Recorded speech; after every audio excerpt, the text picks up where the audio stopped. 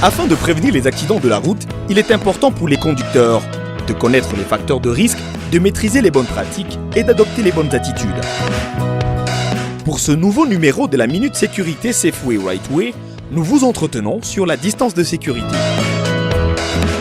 La distance de sécurité est la distance qu'un conducteur doit conserver entre son véhicule et celui qui le précède. Elle correspond au nombre de mètres parcourus par un automobiliste vigilant pendant 2 secondes. Ces dernières représentent le temps de réaction du conducteur entre le moment où il découvre un obstacle et celui où il réagit. Cette distance de sécurité doit permettre de réagir et de freiner pour éviter la collision ou limiter la vitesse au moment de l'impact afin de réduire la gravité de l'accident. La distance de sécurité dépend principalement de la vitesse à laquelle l'automobiliste se déplace. Aujourd'hui, un tiers des accidents mortels est encore dû à une vitesse excessive ou inadaptée. Même lorsqu'elle n'est pas à l'origine de l'accident, la vitesse représente un facteur aggravant puisqu'elle augmente fortement la violence des impacts. En effet, plus un véhicule se déplace rapidement, plus la distance qu'il parcourra avant de s'arrêter sera grande et plus la vitesse d'impact en cas d'accident sera importante.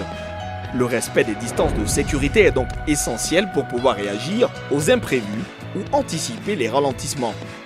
Si vous souhaitez connaître la bonne distance à conserver avec la voiture qui vous précède, il suffit de multiplier le nombre de dizaines de votre vitesse par 6. Par exemple, à 50 km/h, la distance de sécurité est d'environ 30 mètres. À 90 km/h, la distance de sécurité est d'environ 54 mètres. Et à 110 km/h, la distance de sécurité avoisine les 66 mètres. De nombreux facteurs peuvent influencer la distance de freinage de votre véhicule et votre temps de réaction, qui peut s'allonger en raison de la fatigue, de la nuit, de la météo, de la vitesse du véhicule, de l'état de la route, de la pente ou encore du mauvais état du système de freinage. Pour les véhicules lourds, dont le poids total autorisé en charge dépasse les 3,5 tonnes, les véhicules d'une longueur supérieure à 7 mètres et les voitures avec caravane, la distance de sécurité doit être d'au moins 50 mètres.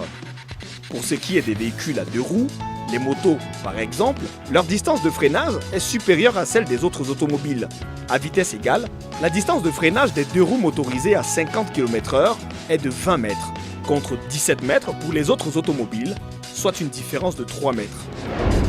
Attention, même si vous roulez à 10 km/h environ, il reste conseillé de respecter une distance de sécurité minimum de 5 mètres. Si vous ne voyez pas les rétroviseurs du véhicule qui vous précède, alors son conducteur ne vous voit pas.